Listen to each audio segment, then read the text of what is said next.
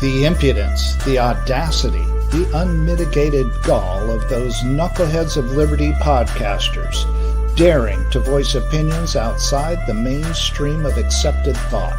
Listen if you dare. It's angry, it's funny, it's even sometimes sad, but it's always based on freedom and justice, as you will see. Here's our host, Jason McPhee. Welcome to the Knuckleheads of Liberty. We're coming at you on January 16th, 2023. And, boy, I tell you, it seems like every time government's doing something, you're always wondering if, those crazy guys running things, if those are the right hands to be running things. And so we're going to get into a few different issues on the show of all the things we think they're kind of making a mess of. But before we get into that, let me introduce you to our panel. In our upper left-hand corner, we have Leon the Word Brathwaite, last word in Liberty. He is a retired engineer in the state of California. In our lower left-hand corner, we have our screaming eagle of freedom, Tim Everett. He is a pilot in the state of California. In our upper right-hand corner, we have a special guest today. He is Rob Chatfield, and he is president and CEO of the Free to Choose Network. And the Free to Choose Network, that is the network dedicated to the ideas of Milton Friedman. In fact, James, let me bring that up real quick just so people can see what that is and where they can go to find out a little bit more about that stuff. And then, by the way, we just interviewed Rob on a recent show, and you can go check out more details about the Free to Choose Network on that show as well. And my name's Jason McPhee, and I'll be your host today. So let's jump right into it. Boy, I tell you, if the war in Ukraine doesn't give you some doubts about what we're doing with our money and really, what's right with everything we're doing, I don't know what does. And I tell you, it seems like every time we turn around, the government is spending a ridiculous amount of money on who knows what. I mean, they always find something to spend the money on. And if you look at this graphic that Statista had, the military aid that's going to Ukraine, well, I tell you, it looks like, once again, the United States is very generous, people like Biden, in reaching into our pockets to pay for what's happening over in Ukraine.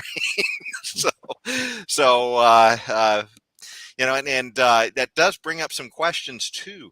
Is this, it's in the order, I guess Reason had an article last year that says it's in the order of 130 million a day that we're spending on this effort. But that's bringing up some questions as well, as are they even tracking this stuff right? I mean, we're starting to hear issues like, the money goes over there, the weapons go over there, and then they just sort of disappear and then maybe even pop up in other places of the world in some cases. So what do you guys think about this? It just seems like, is this just another money pit that we're finding a way to create ways to spend more money? What do you guys think? I have not seen a pallet of cash, though, like we saw in the Obama era going to the Middle East. So I got to guess this is at least one step above what we had beforehand. So. Yeah, I do remember there were pallets of cash that were being sent to Iraq too.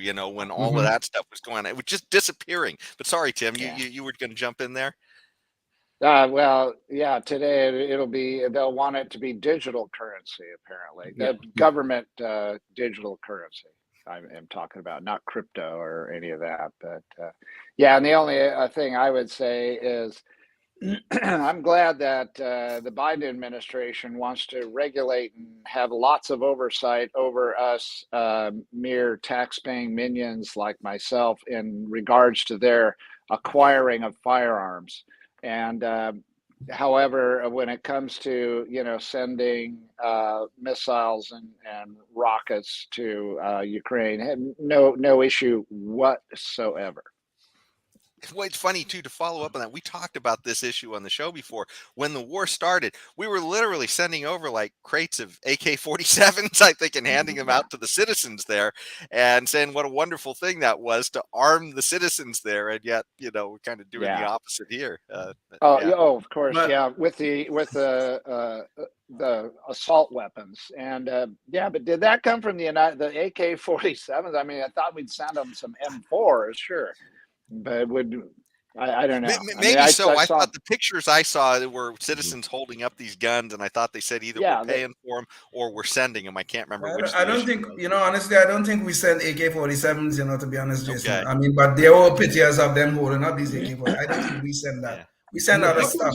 A good point though, Jason, which is how are we accounting for this? Because like if this is just old inventory that's been sitting around that we've been trying to get rid of for decades because we haven't had a good war around here, then maybe this is, the accounting works out where it sounds like it's a big number, but it's just really stale equipment that we weren't going to use anyway. So yeah. But there's a fundamental issue here that I mean, besides everything that's been raised, but there's a fundamental issue here that I have a real problem with, which is here we are spending gobs of money to defend the borders of Ukraine, to defend the sovereignty of Ukraine, and we seem incapable of spending any sort of money to defend our own sovereignty when we have millions of people pouring across our southern border.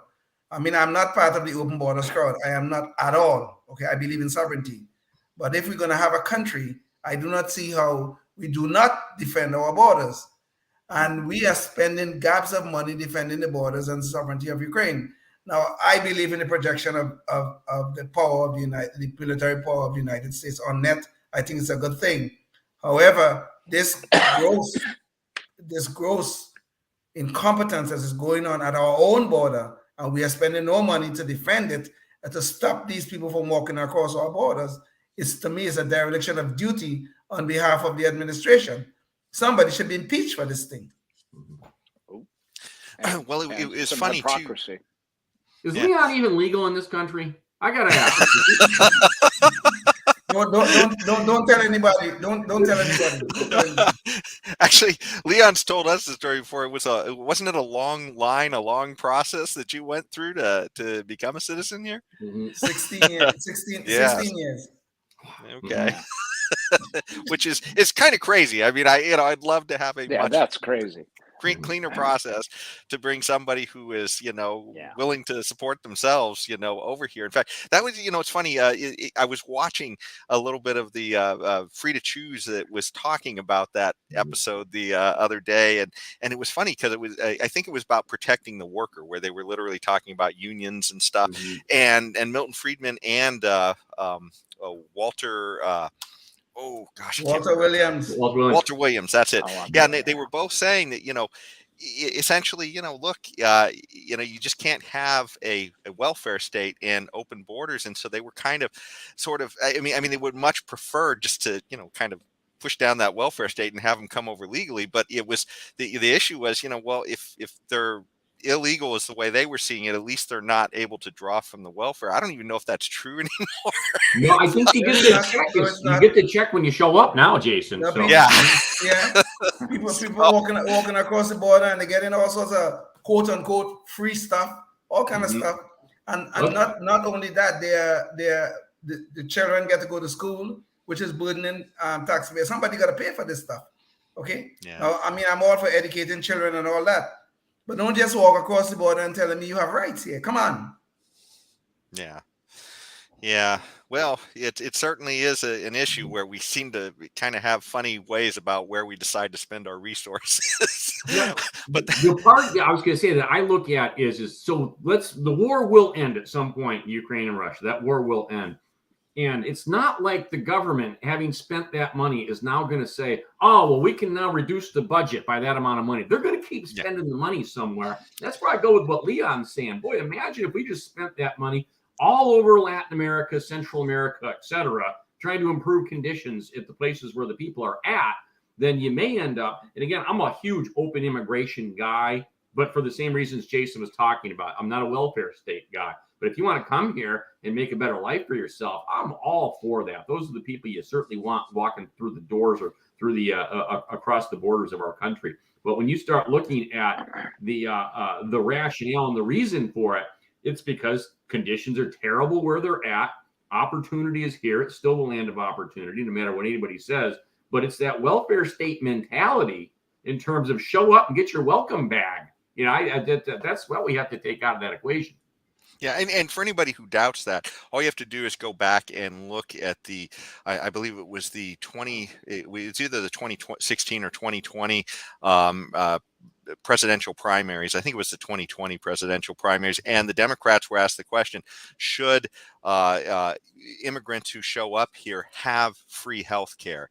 And every single one of them said yes, that it was a right of anybody who shows up here. Well, I mean, it's a nice thought, but it also is a benefit that you are literally saying doesn't matter whether you're legal, illegal, just come here and you get free health care. And I mean, that's kind of like an incentive to that sort of skews the system. So anyways, that's just yeah, they're using that word free again. There you go. Free. Yeah. But the problem is that while we want immigrants to come to the United States to be a part of this society. I mean, I am an immigrant myself. Let's do it legally, okay? Now, fine. We don't want people taking 16 years like I did to become a citizen, okay?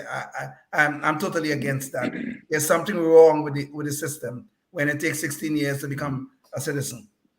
However, if you hadn't spent 13 of them in prison, Leon, it might have gone faster. So that's right. It's true. That's true. Right.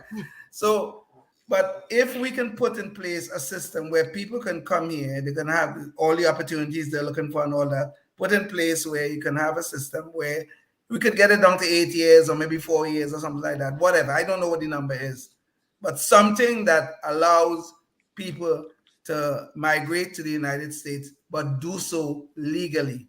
I don't want people getting up in other countries all over the world, wherever the hell they wake up tomorrow morning and decide, well, you know what, I'm going to go to the US today. And all of a sudden you could just walk across the border and we taxpayers are on the hook for this damn nonsense. Yeah. No. Well, yeah, but that's where the sad thing is. If you just eliminate the welfare state or give a different deal to people who are migrating so that there is no early incentive, then you could just kind of open the borders and say, hey, look, if you're a criminal, we're going to screen you out. But otherwise, you come in, you want to work for somebody wants you to work for them.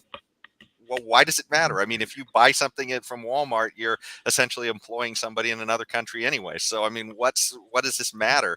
Whether or not they come over here or not. I mean, the bottom line is, and it cuts down our liberty too here, because some of us maybe want to engage with people who are coming from over there. And if the government stands in the way, then they're cutting down on my liberty to do that as well. So it's just a terrible thing. But it's expensive too. And one of the things I wanted to jump into from this whole war thing and our diversion into the immigration issue is debt. We're just piling on the debt like there's no tomorrow, and it makes you wonder. Maybe that's the point of the war. Maybe there is no tomorrow. Is where they're headed. But maybe you could bring up the visual, James, on this. So, it said there was an article last year that said Senator Rand Paul mocks the massive $1.7 trillion bill as hazardous debt. And I kind of like the picture because it reminiscent to me of the free to choose picture, I think, of Milton Friedman standing by all those boxes of paper from the federal government. This is just one bill. This isn't. So, I mean, look at that stack. Do you think anybody's going to read that? Do you think even Nancy Pelosi's going to read it after she passes it? I mean, really, but it's absolutely insane the amount of money we're spending. And our Congress is telling us, hey, look, this is kind of dangerous. Where we're headed with some of this stuff. This is a chart of debt to GDP, and it shows that our own Congress is telling us if we just keep going status quo, the debt is going to overwhelm our productivity. It's just going to shoot off into the stratosphere here at some point. And it's funny too, because this is their 2022 outlook, and they've kind of cut off the back of this graph, which really helps to see a little better about a perspective of where we're coming from. And if you look, it's all of these crazy wars and other government fiascos that have caused us to fall into so much debt. And this is, debt to GDP. So, I mean, keep in mind, the productivity is masking some of this spending. some of this debt. And if we look here at World War II, that was the worst case we were in before. And we've talked about this on the show before, but we're there. We're literally at the worst point of our history as far as our debt to GDP goes. And what have we got to show for it? I mean, we funded a lockdown. We funded a war in Iraq. We've with pallets of cash just disappearing. Well, what are we? What do we have here? A banking bailout. I mean, this is dangerous stuff. And I mean, whose hands do you really trust these guys who are there to figure this stuff out? I'll kick this to you guys. No, short answer, no.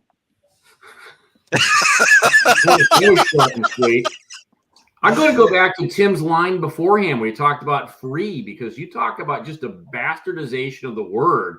If you look at what free was, free to choose was literally, hey, the ability to be unconstrained in what you wanted to be able to do for yourself, without any limits upon you there. And you flip it around to the other side and it's, hey, what can others do for me? That's free for me. That's what I'm looking for. Yeah. And, that comment that there's no such thing as a free lunch is well displayed on this graphic. Yeah. But then the question becomes, what do we do about it, right? I mean, we are living. This has been going on for quite a number of years. This continue massive increases in the debt burdens that are being placed upon us and placed upon our children and grandchildren. And what kind of country we're going to leave behind? This generation is going to leave behind. The boomer generation is going to leave behind. When we are leaving this debt burden upon our future taxpayers with our children and our grandchildren, we are heading into some really dangerous waters here, and we don't know what's going to happen on the other side. Yeah, well, it really hammers home the point too, where you said there's no free lunch. I mean, the free lunch is coming at the expense of lunch tomorrow. It looks like, when we look at that graph, Exactly. that's eating into tomorrow's lunch. But go ahead, Yes. Tim. You were about to jump in. Oh, what was I going to say? I can't remember now.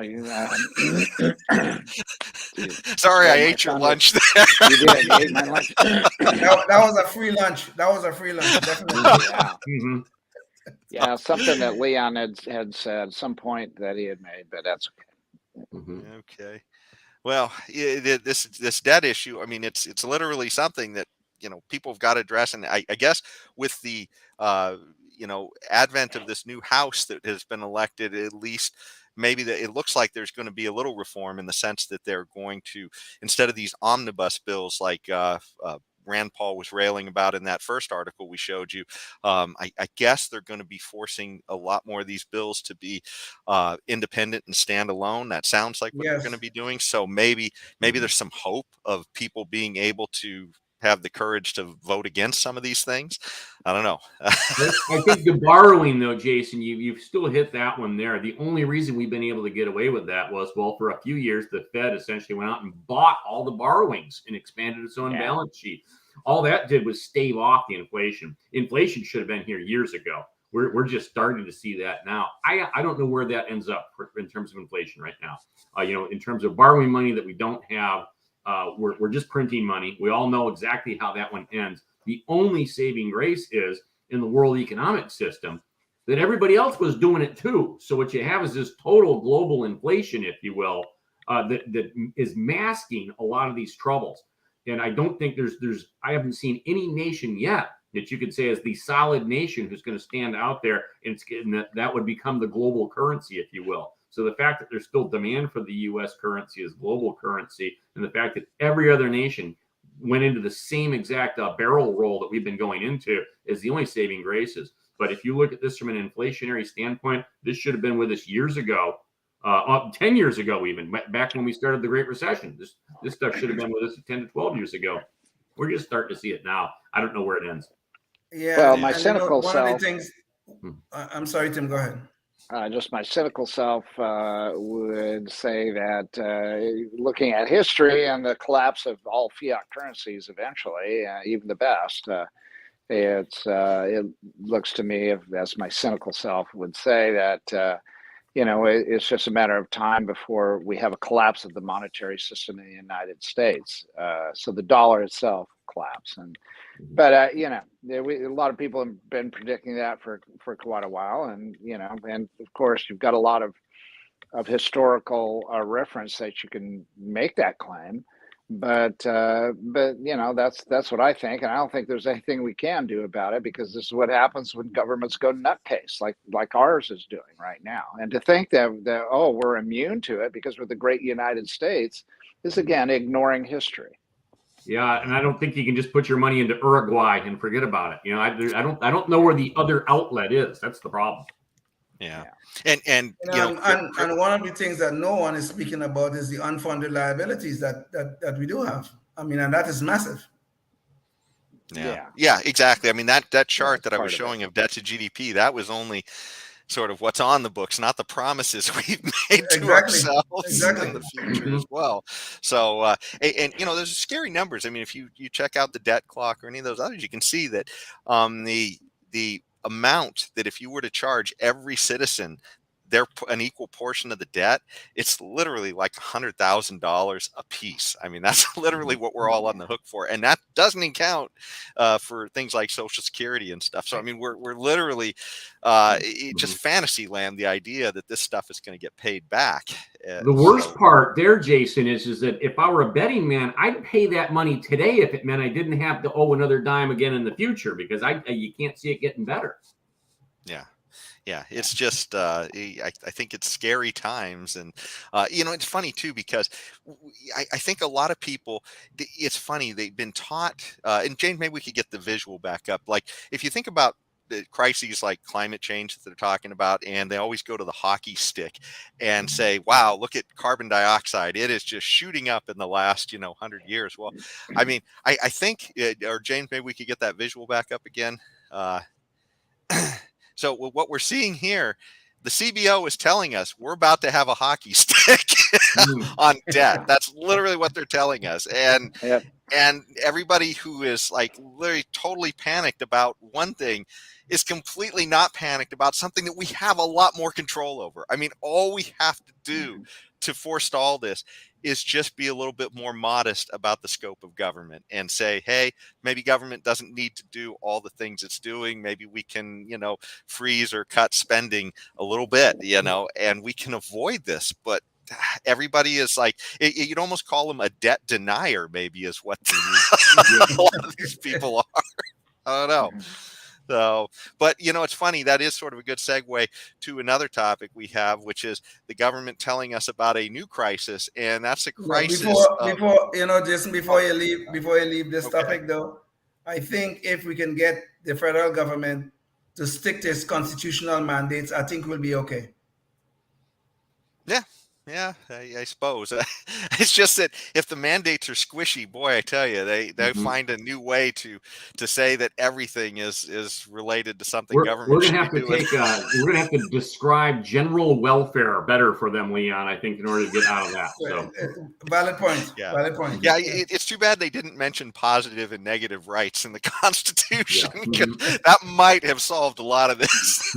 Instead, we all believe we have a positive right to a whole bunch of things, which is a whole nother deep dive. But I tell you, as far as we talk about crises that keep seeming to come up, and one of the things they've brought is regulators have recently been talking about. I think it was a consumer products I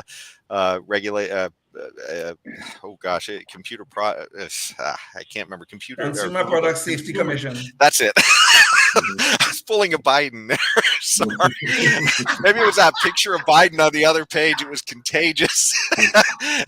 But the regulators were telling us essentially that the gas stoves that most of us have been exposed to all of our lives, and certainly are ubiquitous in restaurants, these things are now dangerous. That there's a high correlation with childhood asthma, apparently.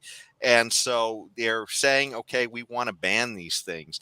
And just as they were starting to discuss that, there was a huge backlash. And then the Biden administration came out and said, okay, well, we're not trying to ban these things.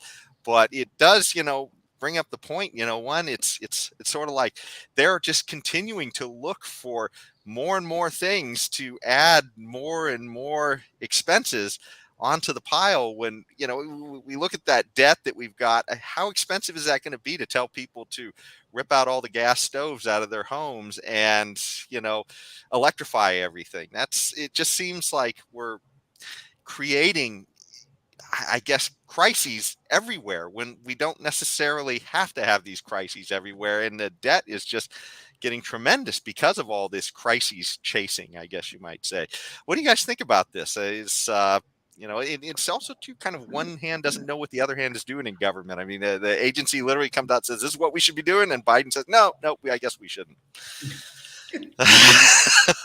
Back to the administrative state and the growth of the administrative state, because there's where you see it. And then you have, and I believe that if there was no outrage, then they would have gone the next step and said, these things have to be banned. But because there's outrage, somebody just tosses the idea out there to see what's going to stick or what's going to float. Yeah. And that is a huge danger, but it goes back to, this is an administrative agency going about essentially creating law. And then not only do they create the law, but they get to enforce the law. And then they get to be the judge, jury, and executioner after the fact. So, yeah. But notice where, in those articles that he posted, in the name of climate change, look at the damn nonsense they want to do. They want to infringe upon our freedoms and our liberties. They want to come into our homes and tell us what we should cook and what we should not cook with. All of a sudden, gas stoves and gas ovens are becoming dangerous to our health and the health of our children. It's linked to asthma and all that kind of stuff. It is in the name of climate change they're doing this so-called climate crisis that we have, that they're trying to do this. And what's very, very interesting about this, where is the evidence to support their contentions? Actually, the one study or the two studies they have they were all completed by people who are part of this whole climate crisis movement, who are trying to take away all our rights and freedoms to tell us they're going to solve the problem. They're going to solve the climate problem. God help us with these people.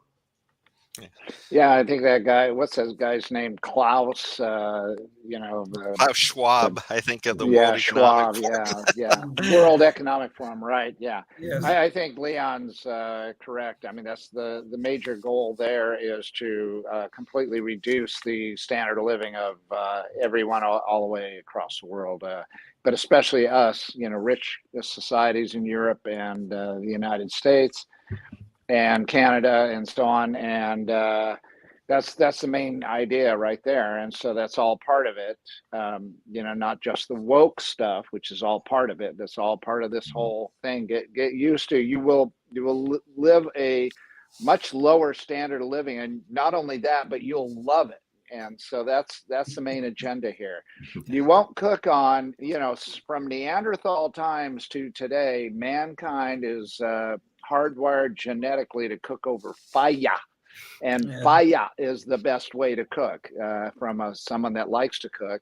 And I do have a gas stove, and I can show it to you, but I'm not gonna. But I'll just let you imagine that. Be like weapons, Tim. You don't want to show anybody you got that anymore. So. I don't know if I'd go that far, but yeah, you don't want to if you're smart, but I'm not that smart. But anyway. You got to cook over fire, this whole electric stuff is a bunch of crap. And then the other thing too, I mean, they want this electrification of the United States. Where the hell is all the, how are we going to get this electricity? How are we going to get it? How are we going to get all of this massive amount of electricity? You think wind and solar is going to provide us with this stuff? Oh, for sure, of course. Yeah, I'm going to start a farm in Manitoba, because actually after climate change, Manitoba is going to be a really nice place to live. And Leon, I'm going to have a bunch of hamsters with wheels to help develop all the electricity. Yeah, it's going to be needed. Going to need them. But so Well, Tim, exactly. as a rebuttal to your stovetop need for a fire and a stovetop, I think the left would tell you that you don't need a gas stove to cook a cricket sandwich. Is that right? Yeah, you're right. Yeah, exactly. So, probably not. Yeah, exactly. Those mealworms are just fine. Yeah, you eat them raw. You don't need a gas stove to cook your misery. Okay, that will come because of the destruction of our liberties and our freedoms. Yeah. There you go. Yeah, but just in case you think this stuff couldn't happen. I mean, we literally just lived through COVID, where we saw all kinds of things that happened in the name of health, where they would just take away your rights to things. So, I don't think we can say anything is beyond the pale, right? No.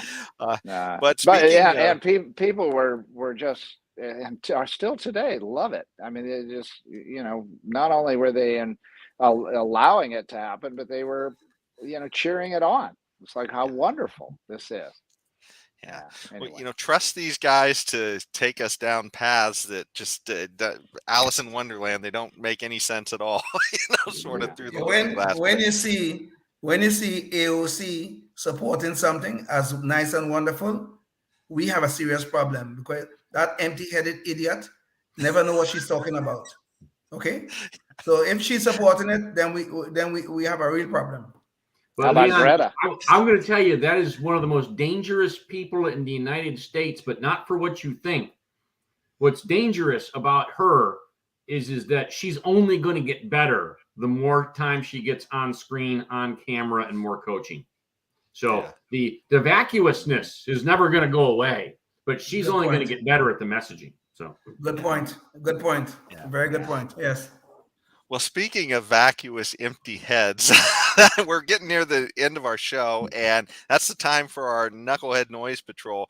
And so we brought in a quote from the most vacuous, empty head out there, and he happens to be leading our country at the moment, which is pretty scary. And he's literally the big classified document scandal that we've been having recently. I mean, if in case you haven't been following it, Trump, for whatever wisdom he has, decided he needed to take a bunch of documents that were classified, and the question is, well, did he declassify them or not? I mean, he's claiming he did, and who knows? But he took these documents to his private residency after he finished his presidency, and he didn't want to give them back. Then I guess the archive found out he had them, and they said, okay, we want these documents back. And so there's been an ongoing back and forth to the point where they at some point raided his Mar-a-Lago compound to find these documents. And so let me bring you a video that I want to show you that, because it's going to lead to some, just craziness with Biden here. So you have to just give us a... The FBI spread the documents out on a floor to make a record of what was found. When you saw the photograph of the top secret documents laid out on the floor at Mar-a-Lago, what did you think to yourself, looking at that image? How that could possibly happen. How anyone could be that irresponsible. So there's Biden saying, God, you take these documents and you keep them in your private residence, and boy, is that irresponsible. So I feel the H word coming on. Yeah, well, so jump forward, it was now about 6 months, 5 months, something like that. And now, lo and behold, surprisingly, after the midterm elections, we find out Biden has a whole bunch of classified documents that he took while he was vice president, and there's no way he could have declassified these things. So they're clearly, he shouldn't have had them in these places. And they've been popping up all over the place, even apparently in his garage. Next to his Corvette. And so Peter Doocy was at the White House, and he, of course, the White House press corps, sort of the three blind mice, I guess. So most of them are, and Peter Doocy, who's the only one who's willing to ask real questions there. So here's a question of Peter Doocy asking Biden about his classified documents that he's just leaving in boxes sitting next to his Corvette in his garage. Classified material next to your Corvette? What were you thinking? Let me, I'm going to get a chance to speak on all this, God willing, soon. But as I said earlier this week, people, and by the way, my Corvette's in a locked garage. Okay, so it's not like you're sitting out in the street. But anyway, yes, as well as my Corvette. Well, thank goodness it's with his Corvette in a locked garage. I'm sure that anybody who wants to get at those classified documents is, oh my God, it's in a locked garage. Okay, I guess we'll have to pass. The genius of this, though, Jason, the genius is if I was going to break into his garage, I'd steal the Corvette. I mean, that's what that's true. That's a better point than I've ever heard Biden come up with. Yeah. Well, I'm just waiting for him to say that, hey, they were in the Corvette and the Corvette was locked too. That would have been irresponsible. I can't believe how irresponsible that would have been. You can't put too many documents in a Corvette. You can't put anything in a Corvette. It does bring up the point, though, that, I've heard other people like Glenn Greenwald and others bring up this, but it's the idea that, hey, look, the government just willy-nilly classifies a million things. So it's possible that these documents that both Trump has and that Biden has may or may not be important. And we'll never know because apparently we're the only ones who don't get to see them. It seems like Chinese spies, everybody else, they all seem to have a direct line into this stuff. But as a public, we're the only ones who this classification matters to and would be arrested, because it doesn't sound like at this point, I'm guessing that neither Trump nor Biden will be prosecuted now that Biden. They can't prosecute Trump now, and they can't prosecute Biden now, because of course Biden is a Democrat. Remember, the letter of the biggest Democrat of all at the time was Hillary Clinton. The letter of when she did some of the most disgraceful things you could think with classified information. Now that issue you're raising there, Jason, about over-classification, that is a serious problem in the United States. I totally agree with that. However, the fact of the matter is these documents were classified. Even though we may agree that overclassification is a problem, they were classified documents which should have been treated as such. Now, on the issue of Trump, now Trump was president. He had the power to declassify stuff. Now, I'm not here to defend Donald Trump. I'm just talking about the law. He had the power to declassify stuff. Now, if the Department of Justice thought that, well, they were not declassified, well, this is an issue to be litigated in court. They can't willy-nilly just run and raid the man's place, which is what they did. Of course, they know that Trump had the power to declassify stuff. And if they disagree, you litigate that in court. But instead, they raided this place. Look at Joe Biden now. Joe Biden, we know for sure, had no power to declassify this information, none whatsoever. So there's no issue there. But where's the raid? Yeah. Where's the raid on his home or in this so-called Biden Center, the Penn Biden Center, which looks nothing like a money? I'm gonna print out an H and I'm gonna just hold it up every time someone. Okay, cool, very good, very good. Well, Leon, that's the funnier part of all that everybody's missing. This was a think tank, and about the only person who was in it apparently was Biden. I can't imagine what's going on in that think tank. This think tank is looking more and more like a money laundering operation to enrich the Bidens. That's all it's looking like. Okay. Yeah. So, but the point is though, where's the raid? Okay. I can see the issue. I can see the issue with Trump in the sense that the National Archives wanted the documents back. Fine, no problem. But you're still dealing with somebody who had the power to declassify. So that is an issue to be litigated in court. I can see that issue. I'm not arguing that issue. But where's the raid on Joe Biden, who we know had no power to declassify?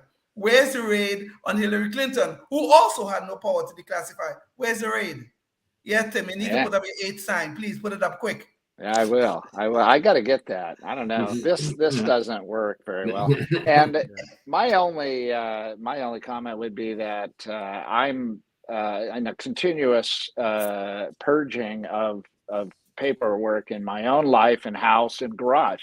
I've purged reams of paperwork I no longer needed. Any classified? Well, only to me. Watch only to me.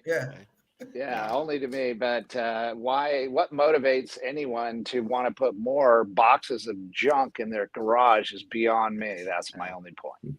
Well, but the overall theme of what we've been talking about too is just whose hands are the right hands for any of this. And you got to realize, if we're just talking about the two guys who were literally running the whole show and they can't even follow the rules, and maybe they're even holding sensitive, important documents in willy-nilly fashion, it just makes you wonder. I mean, whose hands are the right hands? But as we wrap up, what about Rob? I want to hear what Rob thinks about this document thing.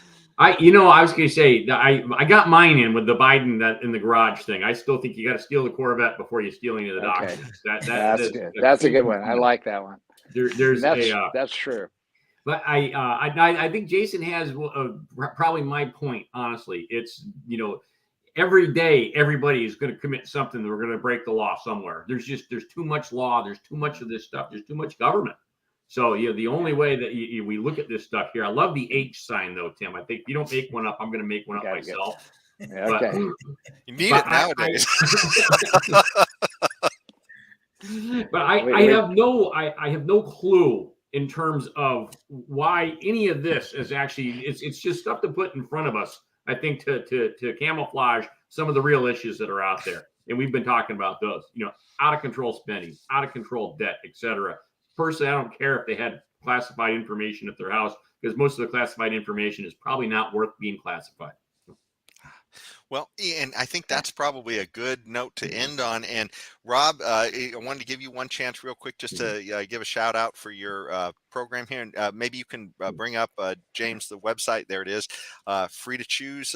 Rob, do you want to give any last words about what's going on there? And I was going to say, just freetocchoosenetwork.org. We are the film studio that brought you Milton Friedman's original Free to Choose, still making quality public television documentaries and short videos. If you click on the watch button, everything we have is available to watch at no cost on our site. Also, I wanted to give a quick shout out, Jason, to my pal Mike Surdick from the Advocates for Self-Government. He's the guy who told me that this would be one heck of a fun podcast to come on to. So, awesome. All right.